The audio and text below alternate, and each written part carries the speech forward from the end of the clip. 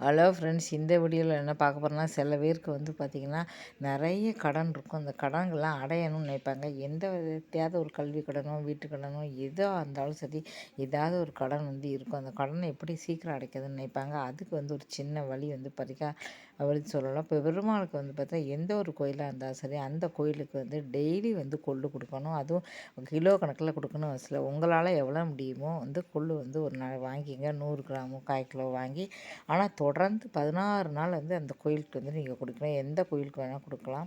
16 நாள் தொடர்ந்து அந்த கொள்ளு வந்து கோயிலுக்கு நீங்கள் கொடுத்தீங்கன்னா கண்டிப்பாக வந்து பார்த்தீங்கன்னா அதுக்கப்புறம் வந்து கடன் வந்து கண்டிப்பாக கண்கூடாக வந்து பார்க்க முடியும். ஏன்னா கடன் அடையணும் அப்படின்னா கண்டிப்பாக கடவுளோட வந்து ஆசீர்வாதம் இருந்தால் மட்டும்தான் வந்து பார்த்தீங்கன்னா கண்டிப்பாக வந்து நமக்கு வந்து கடன் அடையும். அதனால் தொடர்ந்து பண்ணணும். ஒரு நாள் வந்து இடையில விட்டு போச்சு அப்படின்னா கூட பண்ணக்கூடாது. தொடர்ந்து நீங்கள் பண்ணிங்கன்னா கண்டிப்பாக உங்கள் கடன் வந்து சீக்கிரமே வந்து அடையும்.